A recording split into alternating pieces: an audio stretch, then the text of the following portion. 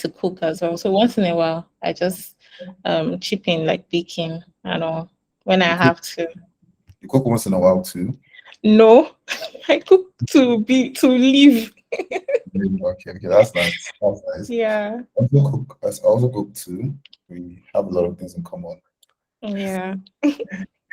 Okay, okay. So let me get into like the proper introduction. So Chidima Ukegbu, I hope I pronounce it very well. Like I hope I'm pronouncing it well, right?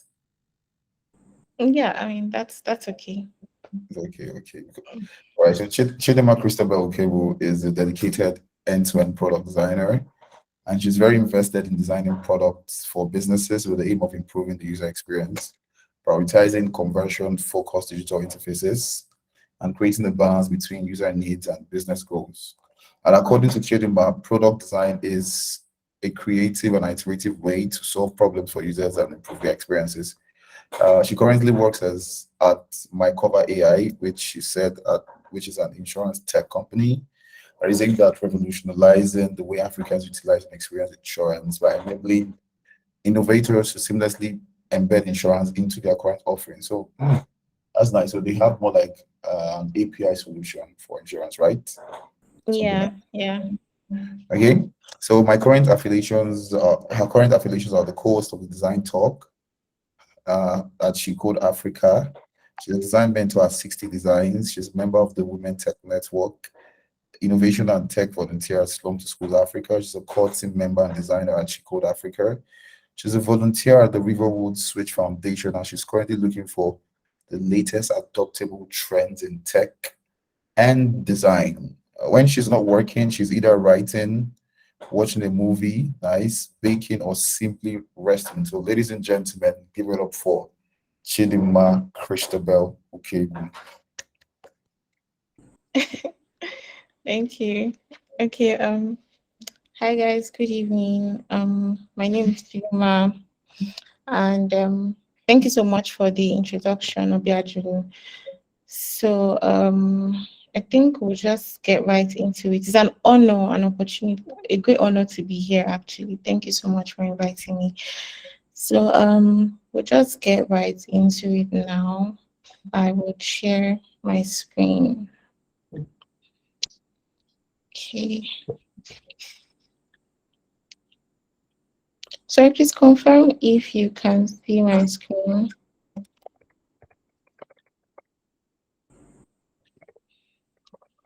So can you guys confirm if you can see my screen? All right, thank you. Thank you so much. All right. So like I said, first off, thank you so much for the opportunity. I'm really glad to be here today. So today we're going to be talking about creating better experiences in digital focused products, and our focus is on logistics. So what I like to do personally is just to, especially like when I'm, talking and stuff like this, I like to break things down. So that's why I'm just going to start from here, right? Just so that everybody can be on the same page, basically. All right, so I'm just going to start with what an experience is. So we're just going to take it step by step and then we'll just build momentum from there. An experience is an event or occurrence which leaves an impression on somebody. So let's say you went to the beach or the experience like there, you at the office, your first day at the office, what was your experience like there? So that's basically what it is. Then a digital product is a software enabled product or service that offers some form of utility to a human being. So a product or software enabled product that offers some sort of help to a human being, something that helps you. Now, merging that together, a digital product experience is what a user experiences when using a product. When they're using your product, what are their thoughts, their emotions, their motives? How do they feel when they're using your product? It's part of the user experience that takes part inside or with the product, which means that every second the user interacts with the product should be counted as a product experience. So as your user is using your products, how do they feel? from the onboarding stage, from the splash screen to the onboarding stage, time to value, all of those things. How do they feel using your product? Do they feel frustrated? Are they able to achieve their goal with ease? How is it like, basically? So that's what a digital product experience is. So this is just a brief intro of an effective digital product experience. So this is one that leads the user from the identification stage all the way to becoming a brand advocate. So a user hears about your product, like their friend tells them, oh, um, there's this product that you can use and it's la la la la la, and then they get to use it, and they themselves now become a product evangelist for your product. That's when you know that you have an effective, that's when you know that your user had an effective digital product experience. So I'll just go to the next one. So this is just still a continuation of an effective digital product experience. Um, in continuation from like my previous slide, what I was talking about here, lastly here, um, an effective digital product experience is one that guides a user through the product journey and informs them effectively about the product and its unique features. So it's not just for the user to, you've launched an app in Apple Play Store and they download it and they are using it, but like, does this product actually help them? Um, how does it help them? Does it solve their problem? And does it inform them effectively? Or do they need to be calling customer support or reaching out to you on your social media sites? You know, how does that whole thing work? So for a product to have a good UX experience, it should be usable. That's very important because it's more than just, sorry, hello, hello. We can hear you. Okay, thank you, thank you. So it's more than just creating a product with a beautiful UI. It's much more than that. Is the product easy to use? One of the questions when you're doing product design interviews is what's like the worst products you use? What's the best products you use? I'm not going to name names, right? But I'm sure like we probably have a product at the back of our minds, one that had such a beautiful UI but frustrated you. So that's very important. Does the product delight the user? Like, how does your product feel? So that's still part of the effective experience that we're talking about. Is it equitable? Is it like a product that is biased, or is it for all to use? Is it useful? Does it solve the user's problem? Usable and useful. Usable, easy to use. Useful, does it actually solve the user's problem at the end of the day? So those are the things you need to seriously put into consideration for you to say your product has a good UX experience. So moving on from that and still on effective digital product experience, the best products prioritize user experience. So I wrote something here that when building a product, you should shift from product-oriented thinking to customer value-oriented thinking. So yes, you're thinking about the end result of your product, or you're thinking about how it's going to help people, how it's going to be big, and all of that based on the features and brainstorming sessions and everything and features you've put into the product.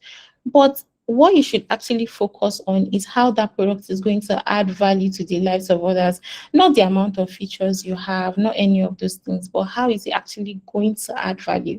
How is it going to help your user? So here are some unique questions to consider. How will your customer use your product? Now, these questions are questions to ask yourself as a product designer or your design team, basically, when you say you want to create a digital product. How will customers use your product? What frustrations will they encounter while using them? How can you update the product to remove these frustrations and provide a seamless and smooth experience for your customers? Most of these questions are answered, I mean, throughout your design journey, but a lot of them are when you do your user research at the beginning stage, when you're doing your ideation and all of that, your empathizing and your ideation, it helps to answer those questions. So that stage is very important. So customer journeys are key to improving digital product experience. Again, what value is it adding to your customer or to your user? How are they using it, basically? Okay, so now we're just going to get right into it. Like I said before, I just like to take you through a journey. So that's why, like, I started from touching on what an experience is, what a digital product is, what a digital product experience is, and then now putting like some more emphasis on effective digital product experience. So let's just get to the logistics part of it.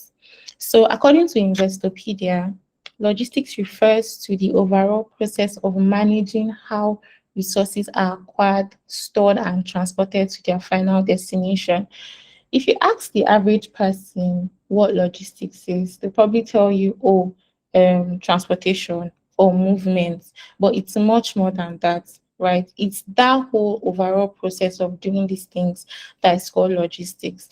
So, types of logistics. There are many forms of logistics, but when it comes to the types of it, these are the three main types. So, from this now, we'll now take out what we're going to be focusing on. So we have inbound logistics, which is basically activities related to the incoming flow of resources needed to make a product or services. So let's say you have a food business or something, and those raw, like the rice, all of those things you're getting from the farm and all to your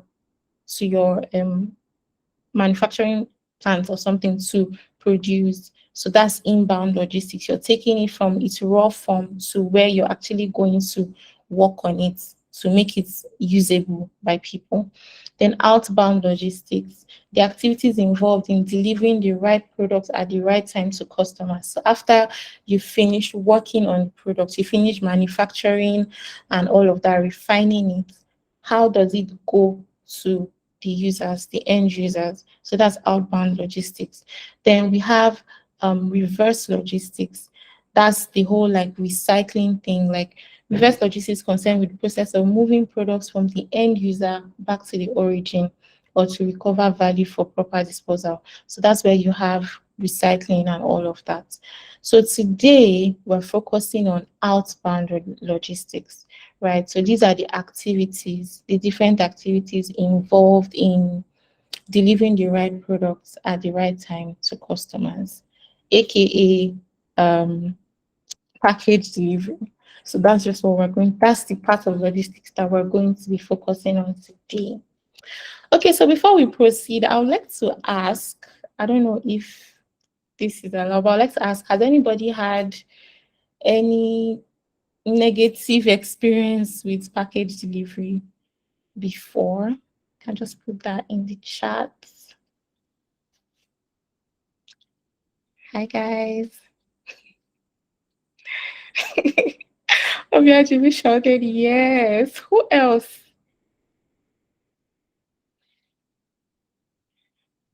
Okay. Yeah, so thank you, Frank and Obiajibi, for your answer. So it's just these two people that have had negative experience. Wow. Okay. All right. So let's just proceed from there. So I don't waste our time. Thank you, John Wisdom. Okay. So basically, right, this is just a brief evolution. This is not like the in-depth thing because this is not our focus, right? But a brief evolution of package delivery. Um, okay, thank you, John Wisdom too. This is just a brief evolution of package delivery. So, I mean, how did this start?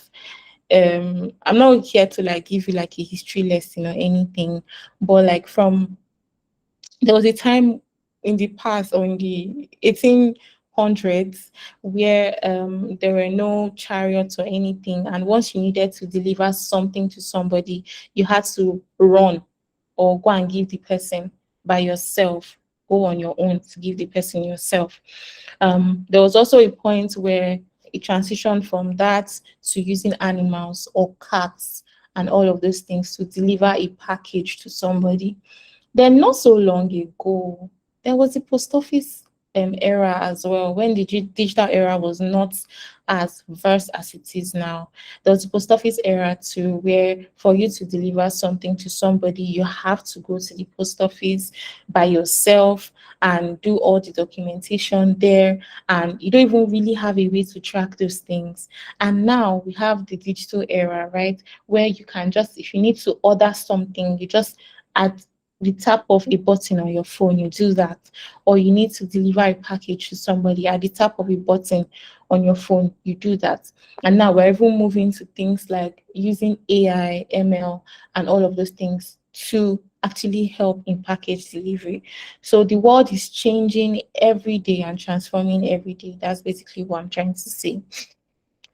All right. So for this session, I had a small user research, a brief user research with like some people around me to know some of the issues that they faced with package delivery, or this outbound logistics, some of the issues that they faced with it. So what a lot of people said, this is just like accumulation of what most people said, not everything, but just so I don't make it too lengthy. Yeah. So not knowing the status of products order. So you ordered a product. Let's say you ordered food from somewhere, an app, right? Jumia Food, Bolt Food, whichever one, and you don't know where it is. You don't know where your food is, and you're hungry. Delay in delivery, that's also part of it as well. You don't even know what's happening. Or DHL, you ordered something from the US to Nigeria, you don't know what's happening with that. Damaged product upon delivery, what I ordered, that's what I got. Or all the funny stories that we hear um of delivery guys eating people's food. Like, I've heard a lot of those stories online. Thank God that's not happened to me, Sha.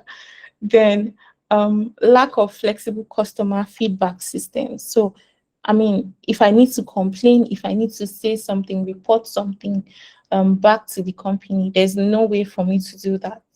Unusable products. Now this involves time to value, time to complete a task on your app, right? It's taking so long.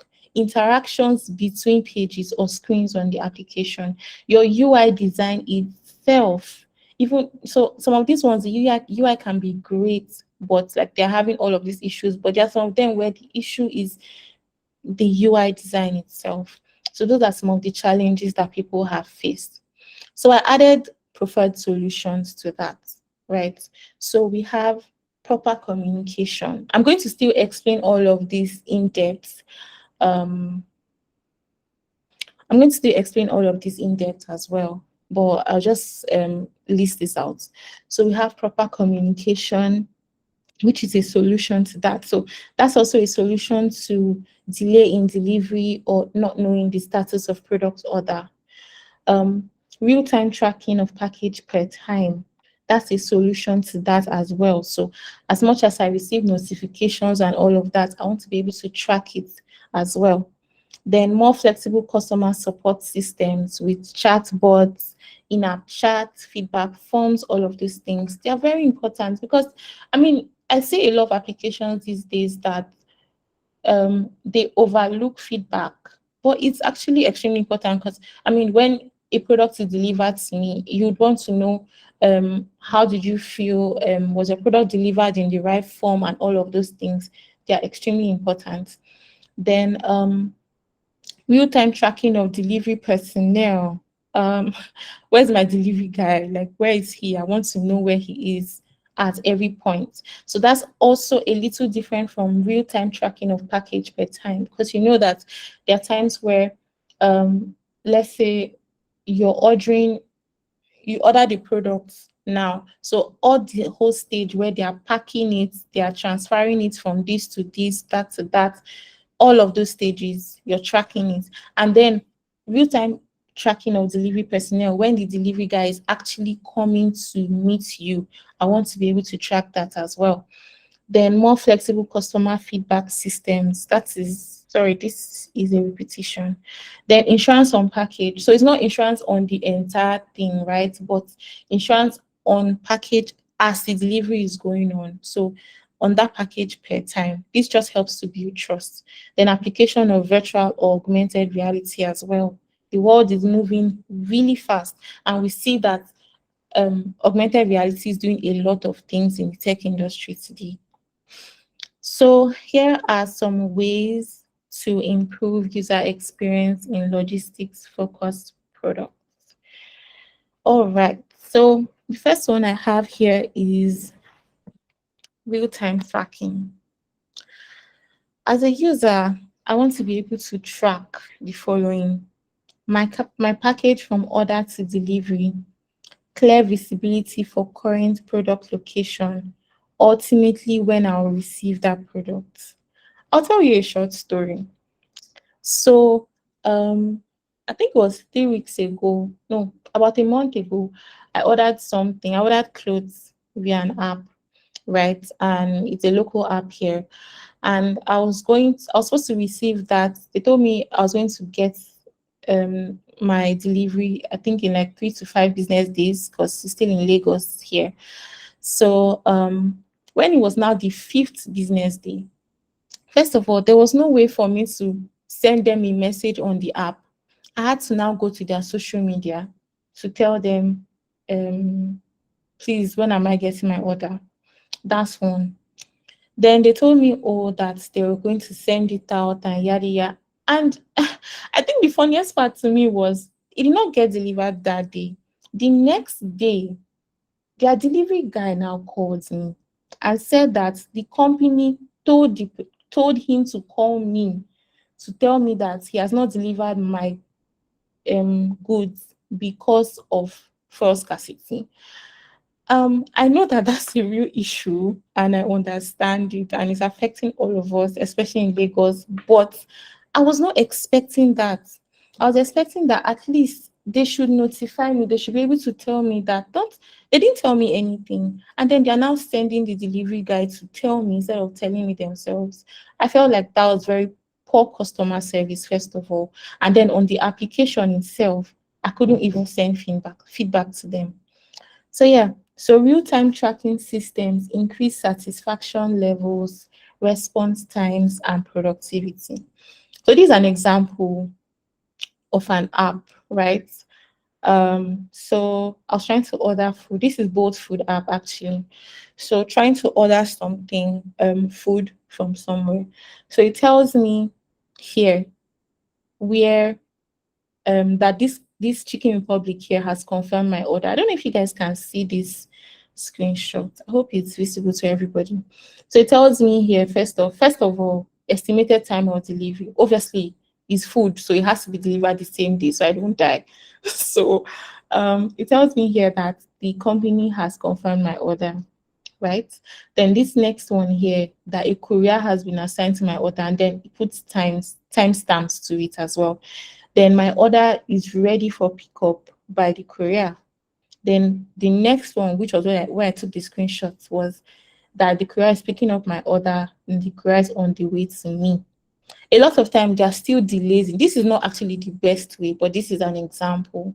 A lot of times there are still delays in these things as well, delays that happens with it, which you cannot avoid. But this shows me step by step what is happening, how my food is moving to me. And then I have an idea of at the particular time that my food will get delivered to me here, estimated time of delivery. Obviously, we know that he can be held back by a number of things, but this can be improved on and should be improved on as well. So I'm going to get to that in the next point. So this is still an example of that. So there was an order from Amazon and I was trying to make a refund, right? Alibaba, sorry, AliExpress, and I was trying to make a refund, right? So this is step by step everything that happens to me. Your digital product should be able to communicate these things. I don't want to be guessing in my head, or maybe you just put pointers there for me at today this is going to happen, tomorrow this is going to happen. No, I want to know step by step what is happening. You can see the timestamp here to this second. I love that. I love that. I want to know what's happening. That gives me some sort of satisfaction as a user. Remember what I said here, that real-time tracking systems increase user satisfaction levels, response times, and productivity. That's very important. Okay, so the next point is leverage the power of visual communication. So, creating real-time visualizations in your products gives your user a contextual understanding of how their package is being managed and backed by automated processes to ensure successful delivery. Visualization helps identify issues and enables you to communicate them effectively with your users. Example, if the delivery van is stuck in traffic, breaks down, or is delayed, I want to be able to not just be notified, but also see a visual representation of it in my in-app map, right? So now imagine an application where you've added this real-time tracking and then this mapping system as well. So I get my notifications per time of what's happening here, right? And then I'm able to track what is happening per time. So, I mean, even if there's like a delay or something, I get a notification that says, oh, your rider is stuck at this particular point, and that's cause of traffic or something. I get all of those notifications. It helps to ease the tension or something. It sure helps to ease the tension. It helps to keep me satisfied that, oh, I can trust that these people are telling me what is happening per time. Do you understand? So when you're doing your research and you're brainstorming, you're ideating, you need to consider all of these things. Remember what we said here. Remember what we said here, that customer journeys are key to improving digital product experience.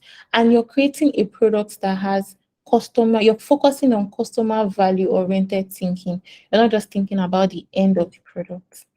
Let's just continue to the next point, end-to-end communication. As a user, I want to know the status of my package delivery from time to time.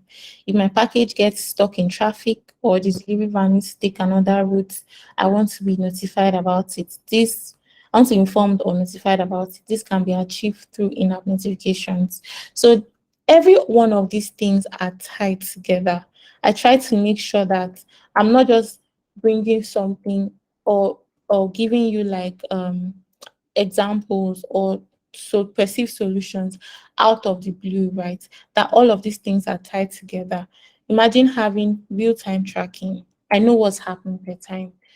Power of visual communication. I know what's happening.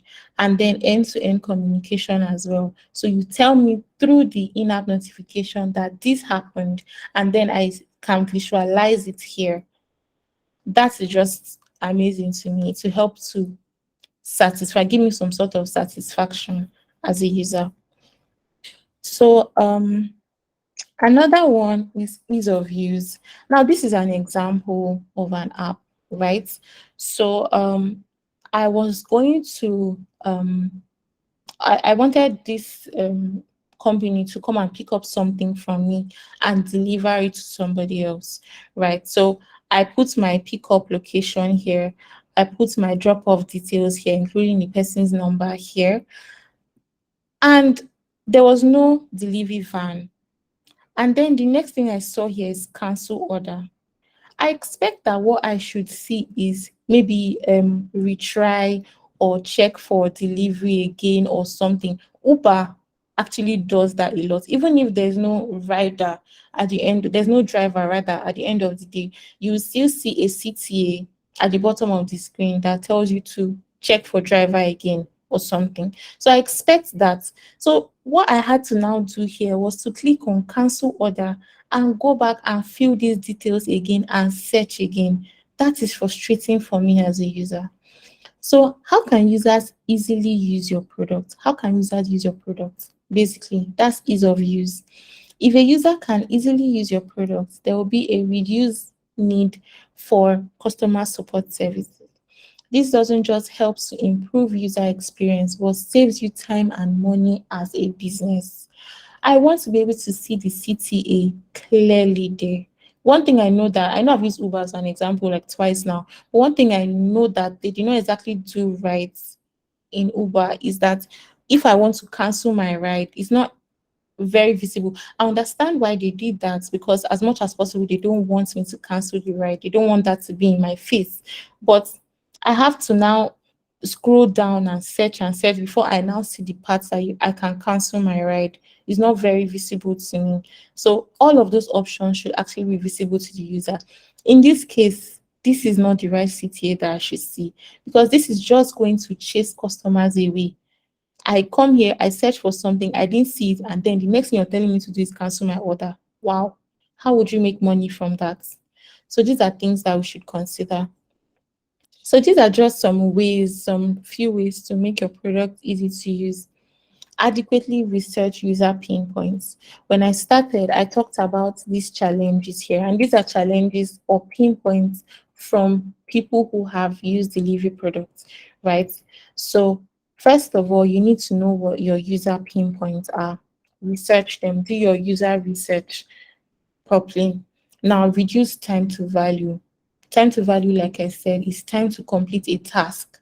Let that be reduced. Let me not be frustrated completing a task. Components and CTA should be easy to identify.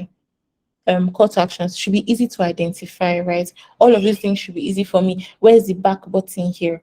I should not be frustrated or be trying to click on, look for back button and all of those things. They should be easy to identify. And then utilize mental models as well. So what are things that users are used to? I'm used to a screen where I come down here, I see all of these details that are filled, and then I see a proper CTA here. Not this. Even if you want to tell me to cancel my order, it should not be a text CTA like this. Do you understand? It should be proper. That's what I'm used to. So, mental model, when you come into a room, you know that the first thing you need to do is to turn on the lights and turn on the switch rather. I should not see that I'm looking or feeling through the room and I'm not seeing any switch at all. So how do I see in the room? So those are things that you need to consider. Yes, you're doing something unique, but it should not just go out of what users are used to, that they will now have to start retraining themselves again. So the next one is, which is also still part of it, is the look and feel of the product. Within the first few seconds, your users will have an opinion about your product. The right look and feel instantly draws a picture of you to your users before they even use the product. Ensure that your user interface is as intuitive as possible. That means carefully considering each and every visual interactive element that the user might encounter. Now, this is still a part of ease of use, right? When I get your products and I look at it, I want to be able to use it smoothly, first of all. And that doesn't mean that the UI should now bore me, right? You should, first of all, you know your target audience, create UI for that particular target audience, right? You should not give me something. Let's say you want to create an app for children now, and you're using dark colors, black, to create an app. That doesn't, colors attract children. You should use something that speaks to your target audience. So it's not just about creating something beautiful, but does it actually speak to them? Because nobody really have, how long does it take you for you to uninstall an app on your phone or delete an app? It literally takes seconds, right? And I've had cases where I was using an app and it frustrated me so much, and I just uninstalled it and I went to find another way to help myself. So you should consider that as well. So others that you can add to that is insurance. I know it's ironic because I work in an insurance tech company, but um, like I said, insurance in during the delivery process. So you're not putting insurance on every product, but as in like for life or something. The insurance is just on the product at that point of delivery. Flexible customer support systems. Flexible, sorry, this was supposed to be customer, yes, feedback or reporting systems, right? So somebody has delivered something to you and you find that your food to you and find out one of your chicken is missing. I should be able to report that thing there and then back to the company. Instead of going to call them out on Twitter, Twitter is not caught. I should be able to report that thing right there and then in the app. A lot of applications. I was going to put examples here, but I don't want to, you know, castigate people's work and all of that. But a lot of applications have that, especially a lot of applications in Nigeria. Augmented and virtual reality. Augmented reality, I'm not going to dwell a lot on this, right? But that has taken a toll in the world today. So let's say I order a package, I'm able to look at this package round. I'm able to see it without even getting it, without it being delivered to me. I'm able to look at it on a whole, like a full scale of it, basically. Augmented and virtual reality helps with that. So that's like an addition you can add to your product to improve customer or user experience. Remember, that's what we're trying to do here. So this insurance is to help them build trust, customer support and feedback systems so that they can get back to you. And then this augmented and virtual reality too. So yeah, so here are some unique techniques that you can put into practice when trying to implement all of these things. Okay, so user research. This cannot be overemphasized, really. I know that there are times where, I mean, I'm even guilty of it. I've been guilty of it, right? Where I'm given a task to do and I go straight to maybe user flow, wireframe, and then the high fidelity. And then it's after everything, when I'm now maybe trying to do a case study for it, I now do user research, right? A lot of designers are guilty of that, but it shouldn't be that way. You should do your user research first. That's very important because it helps you understand the problem you're trying to solve. So you finish solving, and I've had that thing before where this was a personal project. It was not for anybody. Where I said I was finished solving the problem. I finished designing the product. And because I wanted to do a case study on it, I went back to do user research. And then I had to redesign a lot of things on that product from the research that I had done. That's double work. If I had done the user research at first, that would have helped me better, right? So your user research helps you understand the problem you're trying to solve, tells you who your users are, your target audience, and in what context they'll be using your products. You have user interviews, surveys, focus groups, all of these things are part of user research. It's very important. Your user journey map. Um, this is for you to create a visual story of your user's interaction with your product. How is your user using your product, right? So it helps you to create a visual understanding of how they are going to use it, and then helps you put your put yourself in the shoes of your users and see things from their perspective. And then you have storyboards. So there are actually two types of storyboards. There's a big picture storyboard and then a close-up storyboard. The big picture storyboard basically focuses on how and why, on the how and why of your application. How will the user use the app and why would the app be useful? Then the close-up storyboard focuses on the practicalities of the design itself, like the design itself. How is it going to help the user? So storyboards comprise of a problem that a user might be facing. The solution is catering to the user's problem and the benefits that the user gets by doing so. Your storyboards help to gather and share information about users' tasks and goals. It puts a human face on analytic data. So you don't want to just have, especially for something as sensitive and as broad as logistics products, because when you're doing a logistic product, at most points there are three sections of the app you need to do. You need to do the user app, you need to do the rider app, and you need to do the admin app, or um the what's it called? The admin app, basically those that are in charge of like the product itself, right? You need to do those three most of the time. So you want to properly understand and put a human face to those things. So the next one, apology, this is supposed to still be techniques, not methods. So the next one is information architecture. A lot of people ignore information architecture, a lot of people, but it's extremely important. And your information architecture must be user-centered. You're not just doing information architecture because you have to, or because you have to put it in your case study. No, but it has to be user-centered. Information architecture organizes and defines the structure of the app. That's important. So even in my company, there are times where we have to do IA for screens. So we've done the IA for the application itself, right? But for different features, different screens, like home screen, account screen, all of those things, we have to do IA for it. And that actually now helps us to understand what we are designing. So before you even do your user flow and all of those things, this is important. Sorry, I'm running out of time. I'll just try to rush this. I'm almost done. So the next one is competitive audits. Competitive audit helps you discover what is working for other companies in your industry. You want to check that out as well. You want to know, see what other people are doing.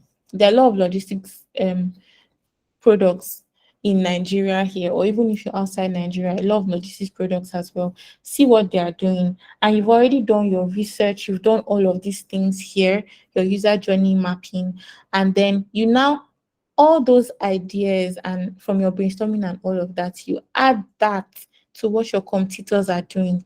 And trust me, your product is going to stand out. So competitive audit helps you discover what is working for other companies in your industry so you can make those strategies work for you too. And then it helps you to gain a competitive advantage. This is very important. There are a lot of products that come out and within the next 1 year they just die because they have a lot of competitors that are eating them up, but you want to gain competitive advantage. So the next one or the last here that I'll talk about is usability testing. God, this is important. After you've done your user research and your user testing, you want to be able to know if users can actually use your products. Usability testing is a research method for evaluating your product with people by getting them to complete a list of tasks while observing and noting their interactions. This helps to access how easy it is for users to complete a task with your design. Usability testing is extremely important after you've done all the hard work before it goes out to users. You want to know if people can actually use these products. It's very important. All right. So in conclusion, to accomplish your overall product objectives, look beyond the user interface to understand what drives customers to engage with your product and understand how product usage can lead or impede successful outcomes. So just like I said, customer value, that's what you're looking at the end of the day, not just what your product is going to do or what you think your product is going to do, but how it's going to actually add value to the customers. Users go for products that reduce or give them relief from their pain, find that discomfort, and offer a cure. So, yeah, thank you so much for listening. Thank you. Right. Thank you so much, Chidima. This has been a very insightful session filled with like a whole lot of knowledge and information that definitely we use when definitely we use and go back to when we're designing products, especially logistic products. Right. So guys, if you have a question, please you can raise up your hand to ask your question, um or you type the question in the comment section. So I'll be taking questions the next 3 minutes. So please raise up your hands. And I promise you I will not take any question once the time for asking question has elapsed, right? So please, this will be a good time for you to raise your hands if you want to ask a question. So please raise your hands. Use the feature, the hand raise feature there, and please raise your hands. So I'll be closing it in the next 1 minute. We just have one person.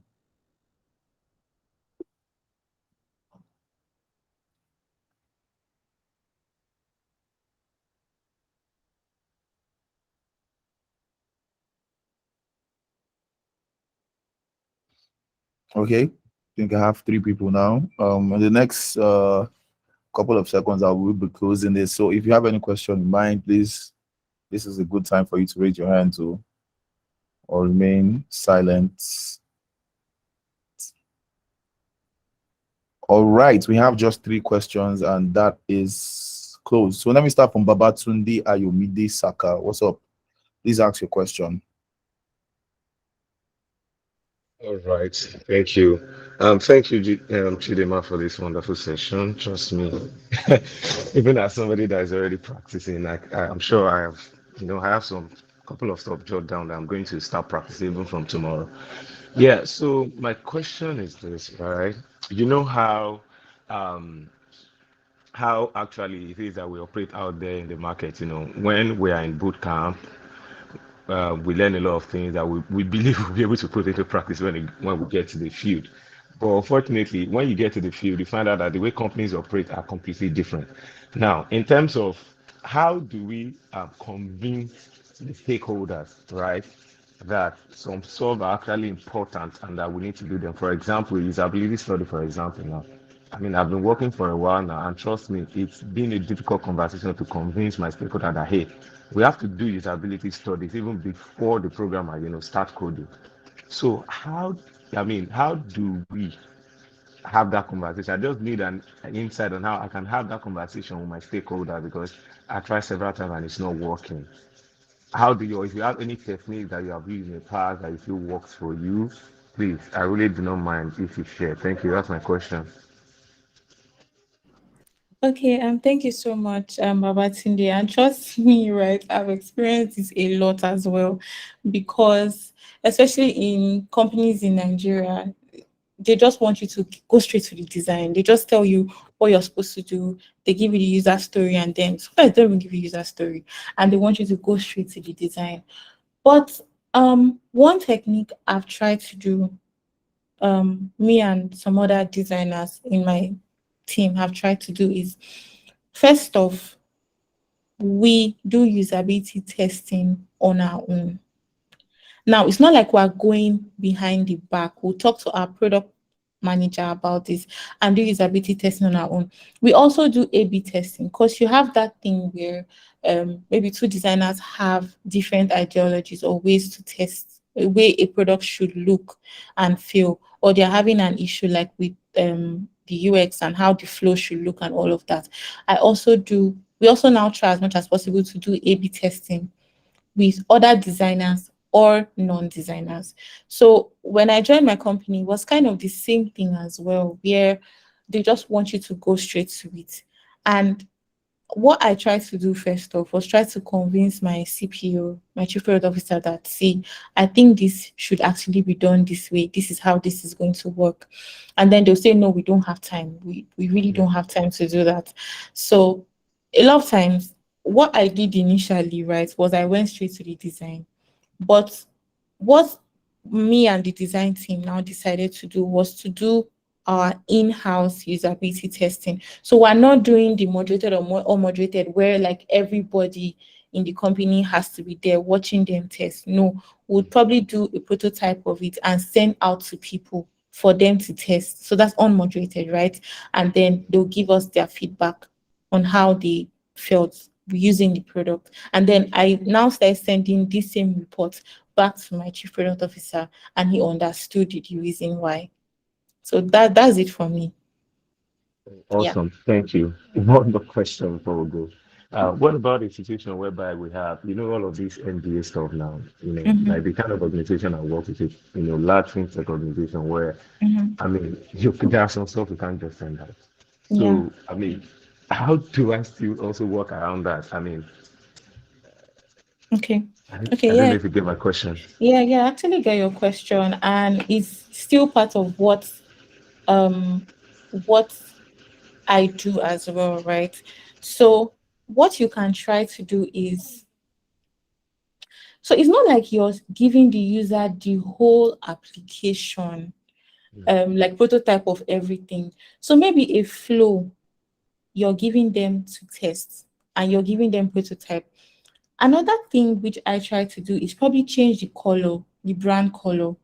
There are some icons as well, which I'll change. So I'm using the same flow, but it doesn't even look like what it is. Like it doesn't look like what I've designed already for the company.